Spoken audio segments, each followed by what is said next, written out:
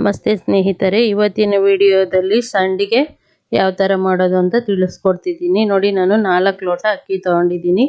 ಅದನ್ನು ಚೆನ್ನಾಗಿ ತೊಳೆದು ನೆನೆಸಿಡ್ತೀನಿ. ಮತ್ತು ರಾತ್ರಿಗೆ ಮತ್ತೆ ನೀರನ್ನ ಚೇಂಜ್ ಮಾಡಿ, ನೋಡಿ ದಿನಕ್ಕೆ 2 ಸರಿ ಅಂತೆ ಇದೇ ಥರ ನೀರನ್ನ ಕ್ಲೀನ್ ಮಾಡ್ಕೋಬೇಕು. ಆನಂತರ ನೋಡಿ 4ನೇ ದಿನಕ್ಕೆ ಬೆಳಿಗ್ಗೆ ಸಂಜೆ 2 ಸರಿನೂ ತೊಳೆದು ಇಟ್ಕೊಂಡಿದ್ದೀನಿ, ನೆನೆಸಿದ್ದೀನಿ 4 ದಿನ.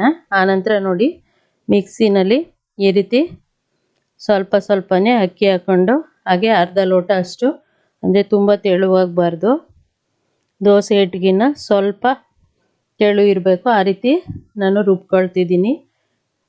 ಇದು ತುಂಬ ಸಣ್ಣಕ್ಕಿರಬೇಕು, ಅಂದರೆ ಚೆನ್ನಾಗಿ ಸವದಿರಬೇಕು ಅಕ್ಕಿ, ಆ ರೀತಿ ನಾನು ರುಬ್ಕೊಳ್ತಿದ್ದೀನಿ. ಇದನ್ನು ರಾತ್ರಿ ರುಬ್ಬಿ ಒಂದು ಪಾತ್ರೆಗೆ ಹಾಕಿ ಇಡ್ತೀನಿ. ನೋಡಿ, ಈ ರೀತಿ ಇರೋ ಅಕ್ಕಿನೆಲ್ಲ ನೀಟಾಗಿ ರುಬ್ಕೊಂಡು ಎತ್ತಿಟ್ಕೊಳ್ತಿದ್ದೀನಿ. ನೋಡಿ, ಈ ರೀತಿ ಇರಬೇಕು, ತೀರಾ ಗಟ್ಟಿನೂ ಇರಬಾರ್ದು, ತೀರಾ ತೆಳುವಾಗೂ ಇರಬಾರ್ದು. ನೋಡಿ, ಇವಾಗ ನಾನು ಸ್ಟವ್ ಹಚ್ಚಿ ಒಂದು ದೊಡ್ಡ ಪಾತ್ರೆನೇ ಇಟ್ಕೊಳ್ತಿದ್ದೀನಿ. ಅದಕ್ಕೆ ನಾನು 4 ಲೋಟಕ್ಕೆ 3 ಲೋಟದಂತೆ 12 ಲೋಟ ನೀರು ಹಾಕ್ಕೊಳ್ತಿದ್ದೀನಿ.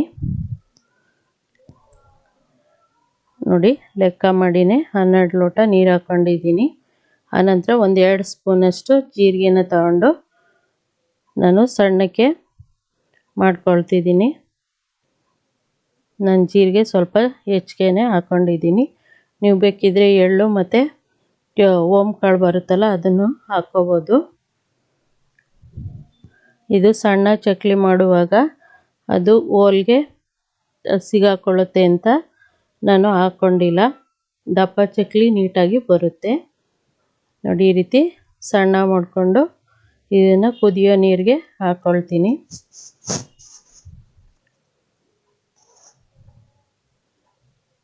ನೋಡಿ, ಈ ರೀತಿ ಮಾಡಿಕೊಂಡು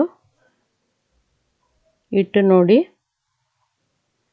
ಹುಳಿ ಬಂದಿರುತ್ತೆ, ಆದರೆ ದೋಸೆ ಹಿಟ್ಟು ಥರ ಉಬ್ಬಿರಲ್ಲ, ಯಾಕಂದರೆ ಉದ್ದಿನ ಬೇಳೆ ಹಾಕಿರಲ್ವಲ್ಲ, ಹಾಗಾಗಿ ಬರೀ ಅಕ್ಕಿ ಹಿಟ್ಟಲ್ವ, ಹಾಗೇ ಇರುತ್ತೆ, ಸ್ವಲ್ಪ ಹುಳಿ ಬಂದಿರುತ್ತೆ ಅಷ್ಟೇ.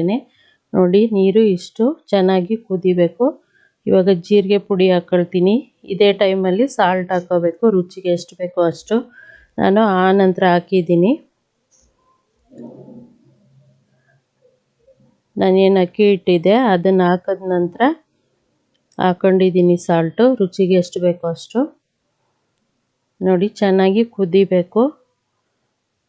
ನೋಡಿ, ಇವಾಗ ನಾನು ಹಿಟ್ಟನ್ನ ಸ್ವಲ್ಪನೇ ಹಾಕ್ಕೊಳ್ತಾ, ಕೈನ ಬಿಡದೆ ಈ ರೀತಿ ಹಿಟ್ಟನ್ನ ಗಂಟೇನಾಗೋದಿಲ್ಲ, ಇದು ಉರಿ ಹೆಚ್ಚಿಗೆನೇ ಇರಬೇಕು. ನೋಡಿ, ಚೆನ್ನಾಗಿ ಈ ರೀತಿ ಮುದ್ದೆ ಕೋಲಿಂದ ನೀಟಾಗಿ ತೊಳಸ್ಕೊತಿದ್ದೀನಿ.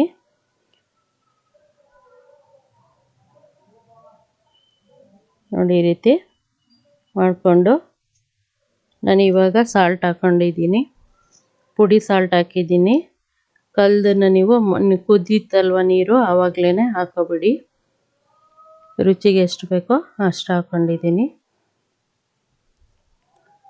ನೋಡಿ, ಈ ರೀತಿ ಕೈಗೆ ಅಂಟಬಾರ್ದು ಹಿಟ್ಟು, ಅಲ್ಲಿವರೆಗೂ ಬೇಯಿಸ್ಬೇಕು. ಇಷ್ಟಾದ ನಂತರ ಸಣ್ಣ ಉರಿ ಇಟ್ಬಿಟ್ಟು ಬೇಯಿಸ್ಕೋಬೇಕು, ಇಲ್ಲಾಂದರೆ ತಳ ಹಿಡಿಯುತ್ತೆ. ನೋಡಿ, ಈ ರೀತಿ ಸಣ್ಣದಾಗಿ ಉರಿ ಇಟ್ಕೊಂಡು ಚೆನ್ನಾಗಿ ತೊಳಸ್ತಾ ಬರಬೇಕು. ಹಿಟ್ಟು ಬೆಂದಿದೆ ಅಂತಂದರೆ ಕೈಗೆ ನೀರು ಹಾಕ್ಕೊಂಡು ಪ್ರೆಸ್ ಮಾಡಿದಾಗ ಕೈಗೆ ಅಂಟಬಾರ್ದು, ಆವಾಗ ಹಿಟ್ಟು ಬೆಂದಿದೆ ಅಂತ.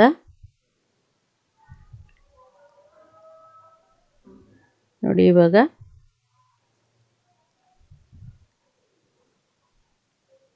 ಇದೇ ಥರ ಮಾಡಿಕೊಂಡು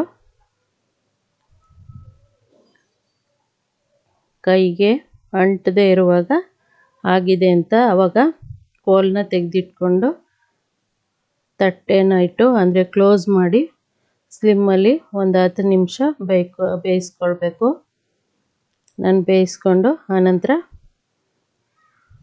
ನೋಡಿ ಇವಾಗ ಟೆರೆಸ್ ಮೇಲೆ ಒಂದು ವೇಲ್ಗೆ ಅಥವಾ ಕವರ್ಗಾದ್ರೂ ಮಾಡ್ಕೋಬೋದು. ದೊಡ್ಡ ಕವರ್ಗಳಿದ್ರೆ ನಾನು ವೇಲ್ ಬಟ್ಟೆಗೆ ಹಾಕೊಳ್ತಿದ್ದೀನಿ.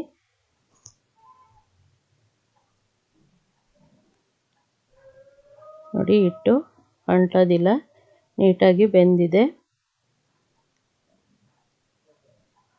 ಇವಾಗ ಮೇಲ್ಗಡೆ ಹೋಗಿ ಈ ರೀತಿ ಚಕ್ಲಿ ಹಿಟ್ಟನ್ನ ಹಾಕ್ಕೊಂಡು ನೋಡಿ ಈ ರೀತಿ ತುಂಬಿಸ್ಕೊಳ್ತಿದ್ದೀನಿ. ಆನಂತರ ಲಾಕ್ ಮಾಡಿಕೊಂಡು ಚಕ್ಲಿನ ರೆಡಿ ಮಾಡ್ಕೊಳ್ತಿದ್ದೀನಿ. ಇದು 2 ದಿನ ಅಥವಾ 3 ದಿನ ಬಿಸಿಲಿರುವಾಗ 1-2 ದಿನಕ್ಕೆ ಒಣಗುತ್ತೆ. ನೋಡಿ, ನಾನು ದಪ್ಪದಾಗಿ ಹಾಕಿದ್ದೀನಿ. 3 ದಿನ ಒಣಗಿಸ್ಕೊಂಡೆ ಚೆನ್ನಾಗಿ.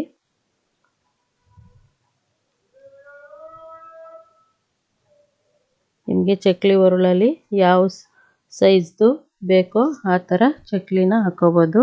ನೋಡಿ, 3 ದಿನ ಆದ ನಂತರ ಒಣಗಿ ಈ ಥರ ಒಂದು 5 kg ಡಬ್ಬದಲ್ಲಿ ಅರ್ಧ ಭಾಗದಷ್ಟು ಆಗಿದೆ. ಇದಕ್ಕೂ ಮುಂಚೆನೇ ನಾನು ಸ್ವಲ್ಪ ಸಂಡಿಗೆನ ಹಾಕಿ ಖಾಲಿ ಮಾಡಿದ್ದೀನಿ. ನೋಡಿ, ಇವಾಗ ಎಣ್ಣೆ ಕಾದಿದೆಯಾ ನೋಡಿಕೊಂಡು ಎಣ್ಣೆಗೆ ಹಾಕೊಳ್ತಿದ್ದೀನಿ. ಸ್ವಲ್ಪ ಕಡಿಮೆ ಉರಿ ಇಟ್ಟು ಬೇಯಿಸ್ಕೋಬೇಕು. ಆವಾಗ ಚಕ್ಲಿ ವೈಟ್ ಆಗಿರುತ್ತೆ. ಮೀಡಿಯಮ್ ಫ್ಲೇಮಲ್ಲಿ ಇಟ್ಕೋಬೇಕು. ನಾನು ಹೆಚ್ಚಿಗೆ ಉರಿನಲ್ಲಿ ಬೇಯಿಸ್ಕೊಂಡಿದ್ದೀನಿ, ಹಾಗಾಗಿ ಕಲರ್ ಸ್ವಲ್ಪ ಚೇಂಜ್ ಆಗಿದೆ. ನೋಡಿ, ಇಷ್ಟಾದ ನಂತರ ತೆಗಿಬೇಕು.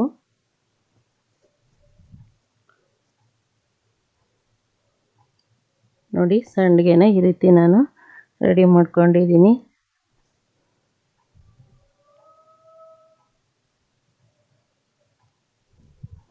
ಇದನ್ನು 1 ವರ್ಷ ಅಥವಾ 1.5 ವರ್ಷ ಆದರೂ ಇಡ್ಬೋದು, ಏನು ಹಾಳಾಗೋದಿಲ್ಲ. ನಾನು ಸ್ವಲ್ಪ ಅದಕ್ಕೆ ಅಕ್ಕಿಗೆ ಮಾಡ್ಕೊಂಡಿರೋದು.